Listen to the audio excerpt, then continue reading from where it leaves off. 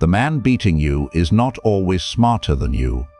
Sometimes he simply has more support, more money, better mentors, and more room to make mistakes. You do not have that luxury. And that means learning slowly is more expensive for you than it is for him. But here is where most unsupported men destroy themselves.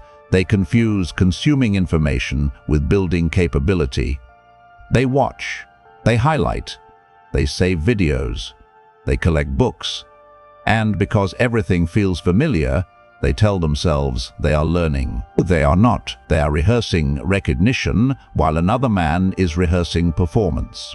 If you started with less, your answer cannot be resentment. Your answer has to be compression. You must turn information into skill faster, mistakes into feedback faster, and skill into proof faster. These are the 7 laws. Programming, sales, writing, design, every serious skill reveals the same brutal law. You do not become dangerous because you touched more information. You become dangerous when you can reconstruct it, apply it, correct yourself, and produce proof without the source holding your hand. The supported man can afford to wander. He can waste months trying to find himself. He can ask a mentor to correct him. He can recover from bad choices because someone behind him absorbs the cost. You cannot build that way. If you are unsupported, every slow lesson is expensive. Every repeated mistake is expensive. Every month spent collecting information instead of producing evidence keeps you in the same invisible position. So the first law is the one most men avoid. Law 1. Exposure is not learning. Seeing information is not the same as possessing it. This is the first illusion that must die. A man watches a video on sales and thinks he understands persuasion. Then a real prospect asks, "Why should I trust you?" and his mind goes empty. A man watches a coding tutorial and thinks he understands programming. Then he closes the screen and cannot build one working function without copying. A man reads a book on discipline and believes he has changed. Then the next evening comes, he is tired, nobody is watching, and he returns to the same old escape. He did not learn, he recognized. Recognition is the weakest form of knowledge. It feels like understanding because the idea looks familiar when someone else presents it. Familiarity is not ownership. Familiarity is the mind saying, "I have seen this before." Ownership is the mind saying, "I can produce this under pressure." There are levels. Recognition means you know it when you see it. Familiarity means it feels comfortable. Recall means you can bring it back without help. Application means you can use it when reality does not arrange the problem for you. Most men live in the first 2 levels and lie to themselves about the last 2. That is why passive learning is so seductive. It gives you the emotional reward of progress without the humiliation of being tested. It lets you feel serious without forcing you to become capable. It lets you identify as a man who is improving while avoiding the evidence that would expose whether improvement is real. Close the book. Close the video. Close the course. Can you reconstruct the idea? Not repeat the exact words like a parrot. Reconstruct it. Explain the mechanism. Give an example. Show where it applies. Show where it fails. Use it on something that matters. If you cannot do that, the knowledge still belongs to the source. You are borrowing confidence from someone else's clarity. This is why a man can consume self-improvement content for years and still remain weak in execution. He has trained his brain to feel intelligent near intelligence. He has not trained his brain to generate competence alone. And if you are unsupported, this is deadly, because nobody is coming to organize your learning for you. Nobody is coming to test you. Nobody is coming to tell you that your notes are beautiful, but your output is empty. You must become the examiner of your own mind. After every meaningful learning block, Remove the material and reproduce the core idea from memory. Write it, speak it, teach it to an imaginary beginner. Turn it into a rule. Turn it into a checklist. Turn it into a decision you can use. If nothing comes out, do not insult yourself. Do not dramatize it. Do not hide. You have discovered the truth early. That is valuable. The weak man avoids that moment because it injures his identity. The strategic man seeks it because it saves him time. A man who constantly consumes but cannot produce is not preparing. He is hiding inside preparation. And the world does not reward preparation it cannot see. The market cannot inspect your intentions. Your family cannot measure your potential. Your employer does not care how many books you highlighted.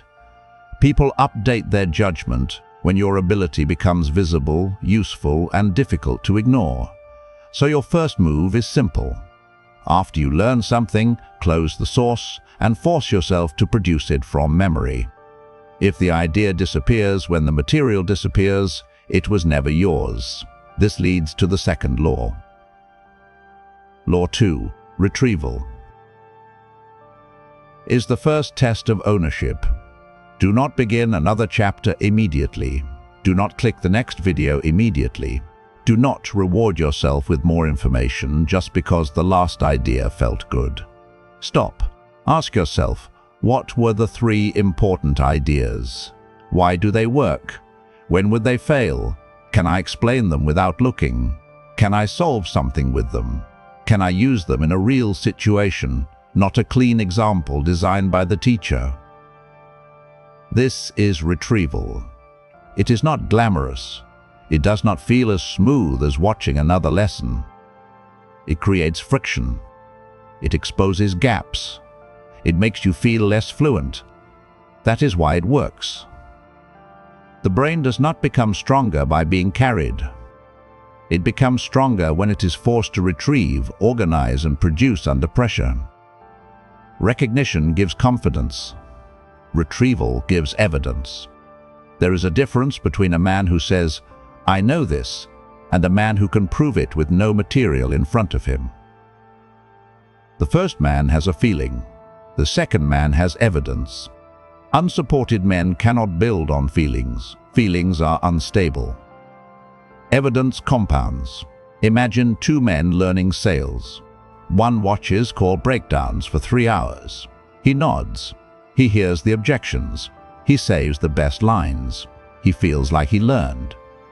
The other watches one strong call, closes the video, writes down the structure from memory, then records himself handling the same objection. He sounds awkward. He sees where he freezes. He corrects one part and tries again. The first man had a pleasant study session. The second man began converting information into skill. Now imagine 2 men learning writing. One reads great essays and highlights powerful sentences. The other takes one strong piece, closes it, reconstructs the argument from memory, identifies the sequence, then writes his own version using the same structure. The first man collects taste. The second man develops control. The difference is ownership. When you retrieve, you confront the question most men avoid. Do you actually know this? Or do you only know it when someone else is guiding you? This question is uncomfortable because it removes the costume. Many men are addicted to looking like learners. They have the tabs open. They have the books stacked. They have the saved playlists. They speak in intelligent phrases. But their lives do not change because their learning never becomes confrontation. You must turn learning into confrontation. After every serious session, ask the retrieval questions. What are the main ideas? Why do they matter? What is the mechanism? Where would this fail? What action does this change? What output can prove I understood? Do not let yourself escape into more content before answering. More content can become a narcotic. It calms the anxiety of being unproven. It makes you feel busy. It gives you the identity of a man on the path. But if it does not lead to recall, application, correction, and proof, it is false progress. If you are the right viewer, stop false progress. You already know the problem is not that you lack information. The real problem is that too much of what you learn never becomes proof, positioning, discipline, funnels, leverage, or self-command. If you stay the same, you will keep sounding informed while your life remains unchanged. Inside Patreon, I go deeper into private frameworks, unfiltered breakdowns, proof systems, positioning, discipline, funnels, leverage, and the kind of self-command that turns learning into visible power. It is not for men who want comfort, entertainment, or another place to hide. It is for men who are finished pretending and want the deeper system. The decision is yours. Now understand this clearly. Retrieval is not about memory tricks. It is about respect for reality. Reality does not care that an idea felt familiar. Reality asks what you can do when the support disappears. That is the unsupported man's test.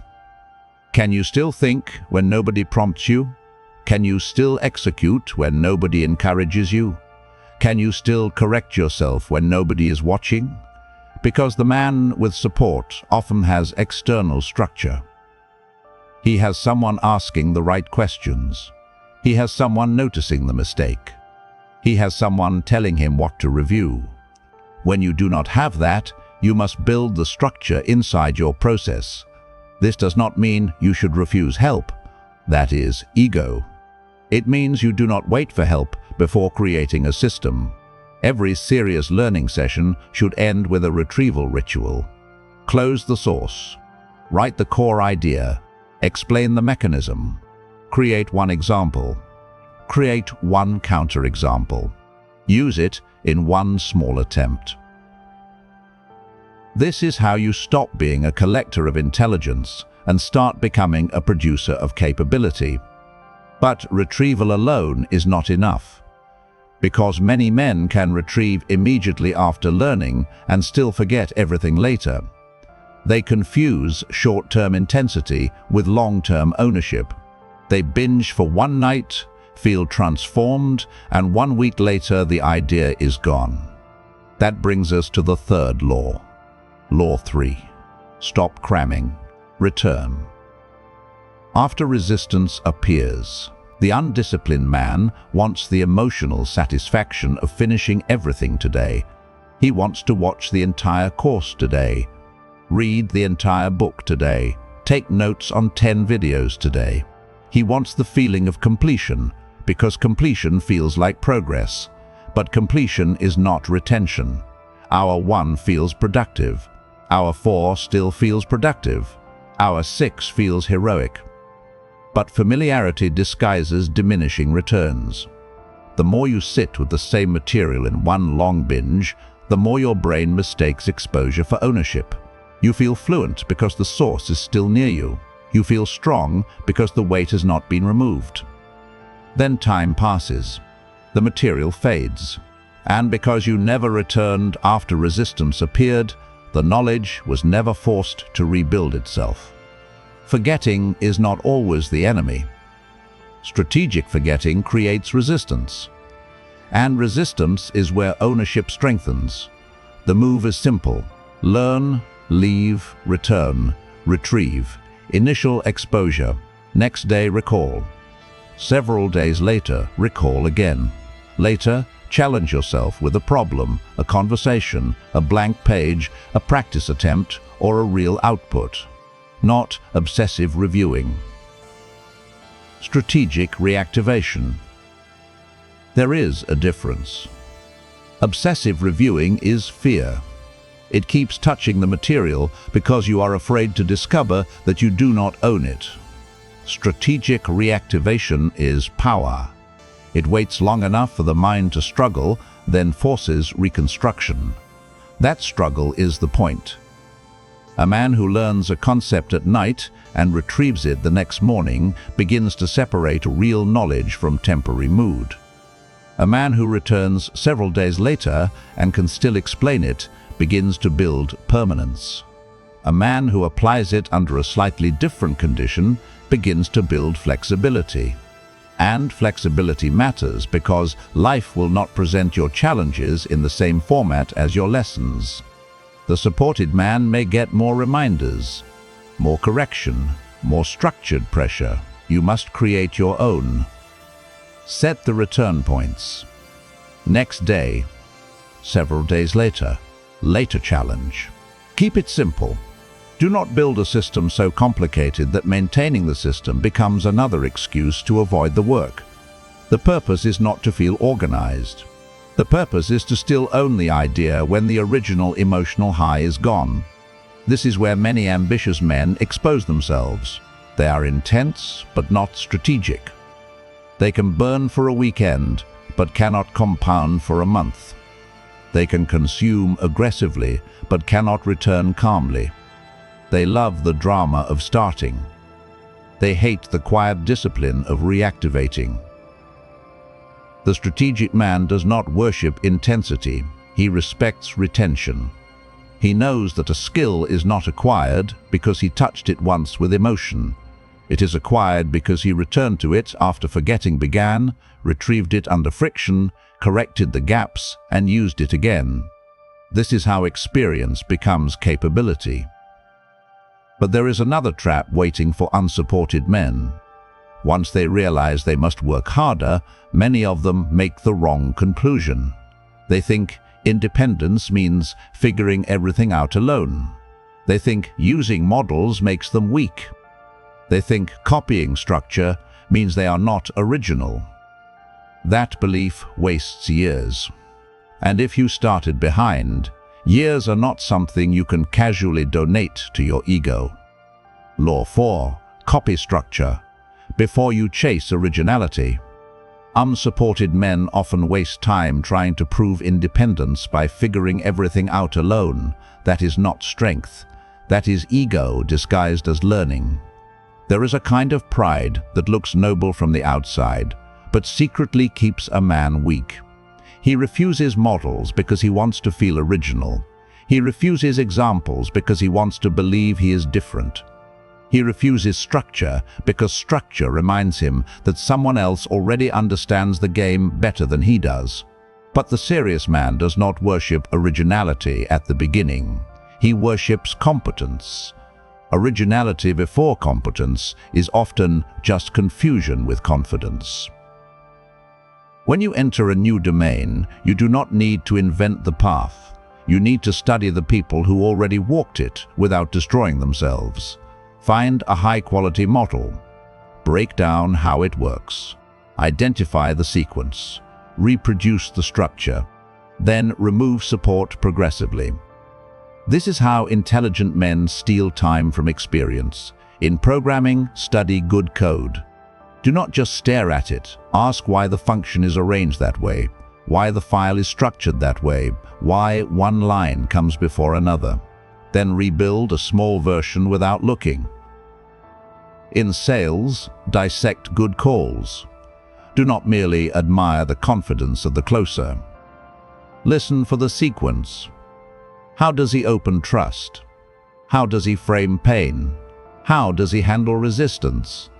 How does he create urgency without sounding desperate? Then record yourself attempting the same structure. In writing, reverse engineer strong writing. Do not just highlight beautiful lines. Find the architecture. Where does the tension begin? Where is the promise delayed? Where does the payoff land? Where does the writer make you see yourself differently? In design, deconstruct successful designs. Do not say, "This looks clean," and move on. Ask what your eye sees first. Ask what was removed. Ask what hierarchy was created. Ask what emotion the arrangement produces. This is not copying as dependency. This is copying as apprenticeship. Independence does not mean refusing models. Independence means learning from them without remaining dependent on them. The beginner who refuses models is not free. He is slow. He wastes energy solving problems that stronger men already mapped. He calls it self-reliance because the truth is humiliating. He does not want to admit that he needs structure before he has judgment. But every powerful man understands sequencing. First, you imitate structure. Then you understand mechanism. Then you remove the scaffolding. Then you produce your own variation. Then you test it against reality. That is the path. A man who tries to be original too early usually hides weak fundamentals behind personality. He wants style before substance. He wants expression before control. He wants to be recognized as special before he has earned command of the basics. This is why his work looks interesting but does not perform. This is why his sales pitch sounds clever but does not convert.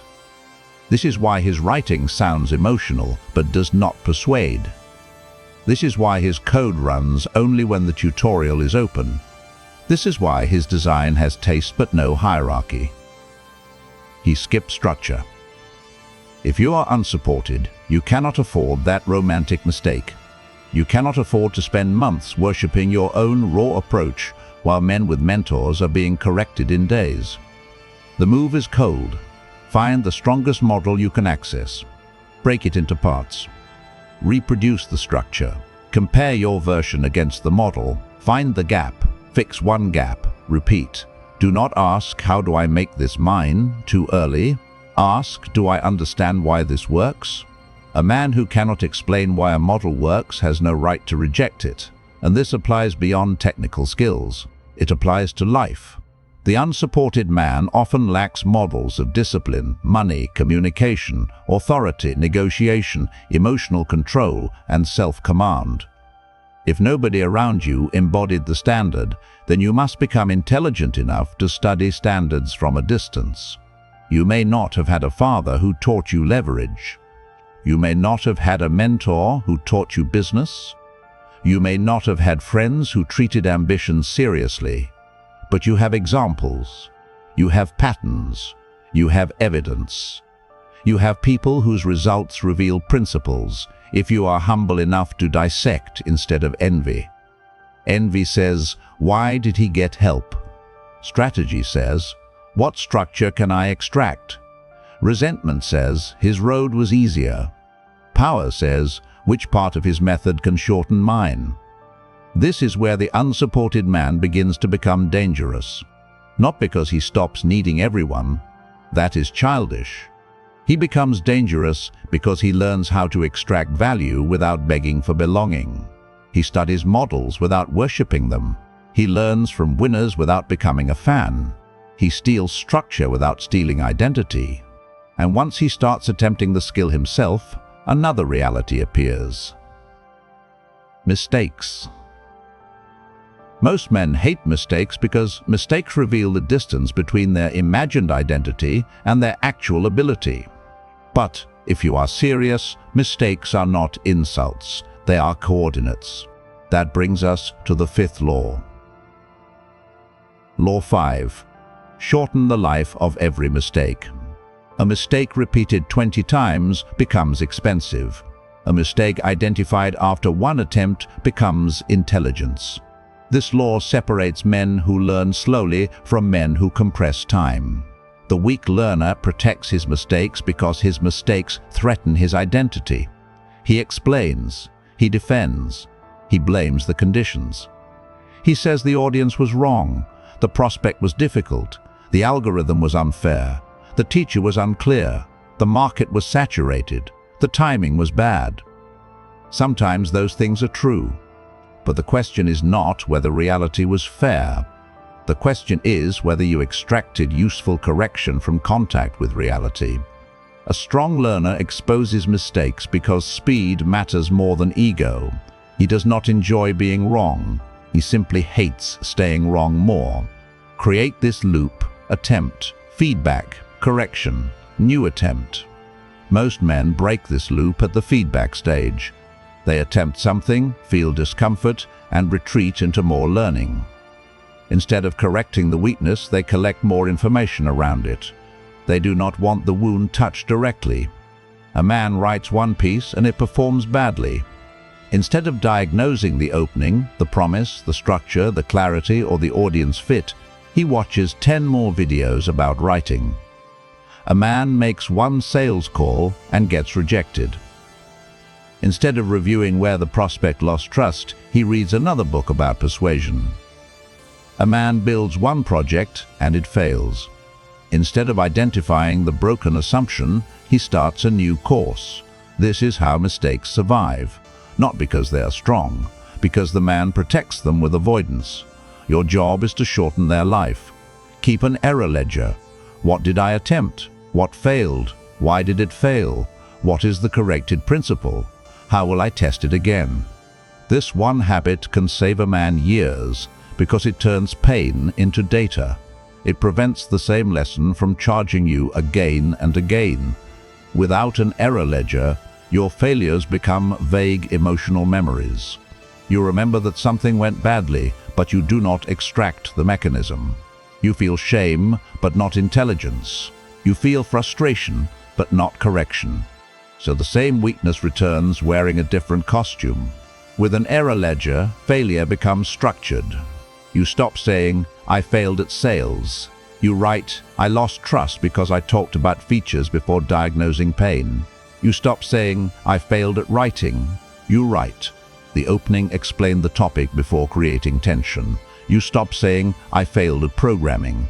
You write, "I copied syntax but did not understand the logic of the function." You stop saying, "I failed at discipline." You write, "I planned my routine as if my evening energy would be high, but after work, my willpower was already damaged." Now you are not just suffering, you are converting suffering into principle.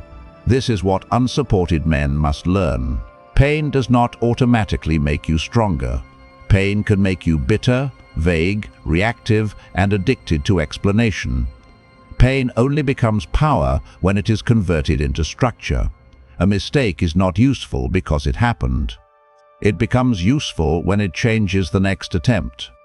That is why feedback must be close to the action. The longer you wait, the more your ego edits the memory. You start protecting yourself. You soften the truth. You forget the exact moment where the failure began. You turn a correctable error into a story about your life. Do not do that. After the attempt, inspect quickly. What happened? Where did the result break? What did I assume? What did reality prove? What should change next time? Then attempt again. This is the opposite of motivational consumption. Motivational consumption makes you feel strong before action. Feedback makes you stronger after contact with reality. One is emotional inflation. The other is capability. If you are the right viewer, you already know the truth. Your problem is not that you need another motivational signal. Your real problem is that your mistakes are living too long because nobody is forcing you to inspect them. Stay that way and you will become a man with explanations instead of evidence. Inside Patreon, I build the deeper system around private frameworks, unfiltered breakdowns, proof, positioning, discipline, funnels, leverage, and self-command, so your effort stops leaking into vague struggle. It is not for passive viewers, excuse collectors, or men looking for another place to consume. It is for men ready to turn correction into power. The decision is yours. Now listen carefully. The fastest learner is not the man who consumes the most information. It is the man whose mistakes die fastest. This is why the man with support often advances quickly. Not because he is always more talented, because someone kills his mistakes early. A mentor sees the flaw. A coach corrects the form. A network gives him feedback. A family gives him room to try again. You may not have that system around you, so you must build it into the way you operate. If you write, review the piece like an enemy before publishing. If you sell, record the call and find the moment trust dropped. If you code, explain the bug in plain language before searching for the fix.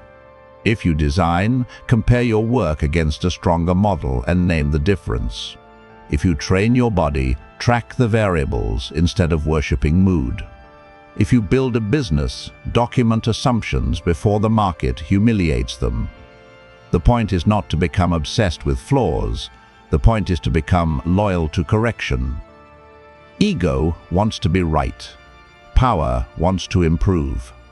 Once you understand the basics, once you have copied enough structure, once you are attempting and correcting, another danger appears.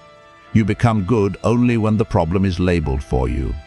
You can perform the technique when the lesson tells you which technique to use. You can solve the exercise when the chapter gives away the category. You can follow the process when the process is placed in front of you. But reality is not so generous. That brings us to the sixth law. Law 6. Mix problems. Once you understand the basics, at first, learn the basic category. Do not turn confusion into a virtue. Beginners need repetition. Beginners need clean patterns. Beginners need to know what the tool is, what it does, and when it is normally used. But later, if you only practice one type of problem at a time, you become dependent on labels. You can execute when someone tells you, use this method. But real competence begins when you must decide, what kind of problem is this? That question is where procedure becomes judgment. And judgment is where skill begins becoming difficult to replace. A replaceable man can follow instructions. A valuable man can diagnose. He can look at a situation, recognize the category, choose the tool, and adjust when conditions change. This is why mixing problems matters. In sales, real prospects do not announce, "This is a trust objection. Now use your trust script." One man is afraid of risk. Another is hiding price resistance behind polite language. Another does not believe the result is possible. Another wants to buy but fears looking foolish to his team. If you treat every objection the same, you are not selling, you are reciting. In programming, real bugs do not tell you which concept they belong to. The issue may be logic, data, syntax, state, dependency, timing, or architecture. If you only practiced clean exercises, the real problem will feel like chaos. In writing, weak retention is not always caused by a weak hook. Sometimes the promise is unclear. Sometimes the payoff comes too early. Sometimes the example arrives too late. Sometimes the reader or viewer gets the answer, but no reason to continue. If you only know one rule, you will misdiagnose the piece. In design, the problem may not be color. It may be hierarchy. It may be spacing. It may be contrast. It may be the order in which attention moves. A beginner changes what is obvious. A skilled man changes what is causal. This is why interleaving matters. Once you have basic competence, mix related problems. Force yourself to identify the type before solving it. Do not make this mystical. Do not turn it into another learning hack. The point is simple. Real life requires classification before execution. If you cannot classify the problem, you will use the wrong strength at the wrong time. Many men are trapped here. They know techniques, they know phrases, they know frameworks, but under real conditions, they cannot tell which one to use. So they become dependent on clean environments. They look capable in practice and ordinary in the field. That is not enough. The unsupported man needs field competence. He needs the kind of ability that survives messy conditions, tired evenings, unclear instructions, skeptical people, limited money, and no applause. Mixing problems builds that. Take a skill you are learning. After you understand the basics, stop practicing only one narrow pattern. Mix the categories, shuffle the exercises, compare similar cases. Ask, what makes this different? What signal tells me which move is correct? What would happen if I used the wrong tool here? This creates judgment. And judgment is power, because judgment travels. A man with judgment can enter new situations and orient faster. He does not need every condition explained. He reads patterns. He sees constraints. He identifies leverage. He adapts. That is what separates the man who knows from the man who can operate. And still, even this is not finished. You can retrieve. You can space. You can copy structure. You can shorten mistakes. You can mix problems. You can build judgment. But if nothing visible comes out of it, the world will treat your learning as invisible. And invisible value is often treated as non-existent value. That is the final law. Law 7. Learning is finished only when it creates proof. The world cannot inspect your brain. It sees projects, it sees performance, it sees portfolio, it sees revenue, it sees solutions, it sees results, it sees reputation. You may feel different inside. You may know you are improving.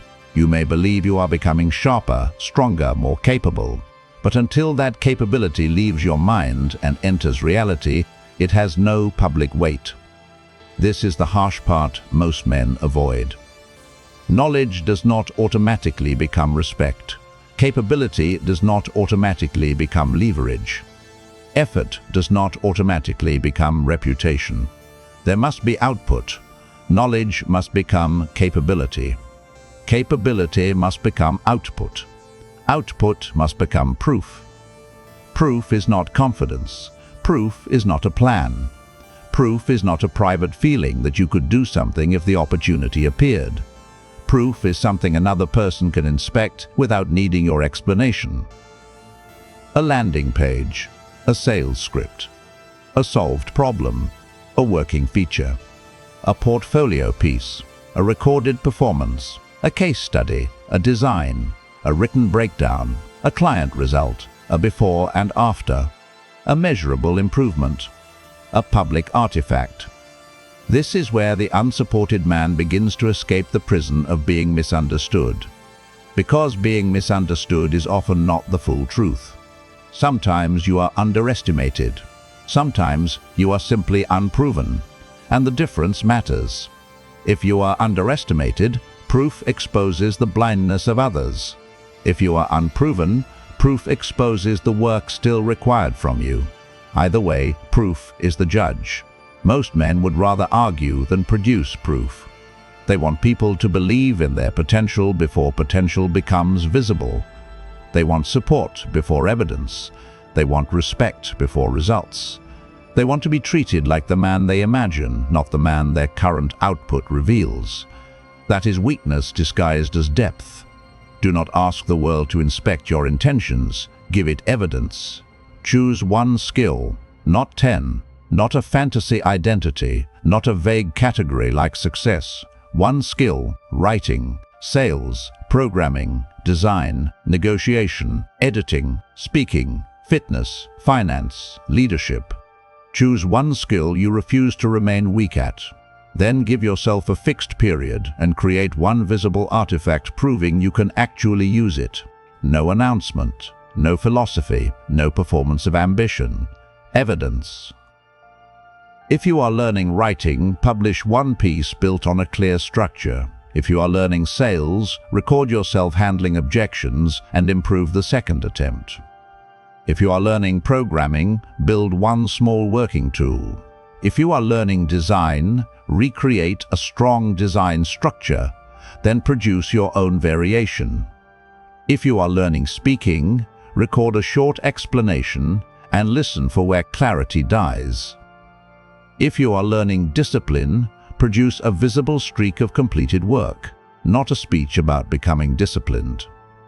Make the proof inspectable. Make the proof specific. Make the proof difficult to fake. Because proof changes your relationship with yourself before it changes your reputation with others. A man with no proof is always negotiating with his own doubt. He tells himself he is capable, but part of him knows the evidence is thin. He resents people who do not believe in him, but secretly he has not given reality enough reason to disagree with them. That tension eats him. Proof ends the argument. Not all at once, not magically, but piece by piece, proof gives your identity a spine. You stop needing to feel powerful because you can point to something built. You stop needing to explain so much because the artifact speaks first.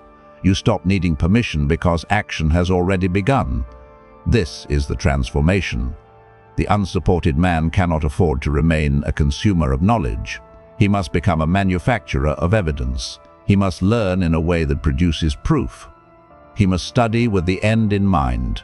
Not, what did I watch? Not, what did I highlight? Not, what did I save?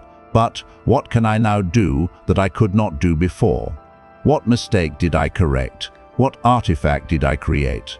What result can be inspected? What capability became visible? This is how abandonment turns into discipline. Discipline turns into skill. Skill turns into proof. Proof turns into leverage. Leverage turns into the freedom to stop begging for belief from people who were never responsible for your future. Pick one skill you refuse to remain weak at. Write it in the comments. Not as a performance, as a contract with yourself. Then stop collecting information about it and start producing evidence. And understand the final doctrine. The man with more support may have started ahead. He may have had mentors, money, room to fail, and people opening doors. But if you learn with compression, if you retrieve instead of recognize, if you return after resistance, if you copy structure before chasing originality, if you kill mistakes quickly, if you build judgment through mixed problems, and if you turn skill into proof, you stop being merely unsupported. You become unowned. You become harder to predict. You become harder to dismiss. You become the kind of man whose progress does not depend on applause, whose confidence does not depend on encouragement, and whose identity no longer waits for permission. The world will not reward the pain you carried. It will reward the capability you forged from it. So do not romanticize the disadvantage. Use it. Do not complain that you had less room to make mistakes. Build a system where mistakes die faster. Do not envy men who had better mentors.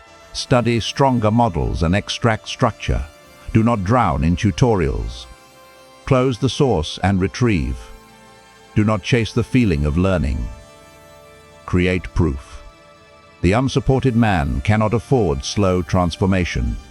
He cannot afford vague ambition. He cannot afford endless preparation. He cannot afford to remain a man with private potential and public emptiness. He needs evidence. He needs output. He needs correction. He needs skill that survives pressure. He needs proof that does not require explanation. Pick the skill. Build the artifact. Correct the mistake. Return after resistance. Repeat until your competence becomes visible. No support, no permission. No more rehearsing recognition while another man rehearses performance. Build the proof. Let the verdict change without your explanation.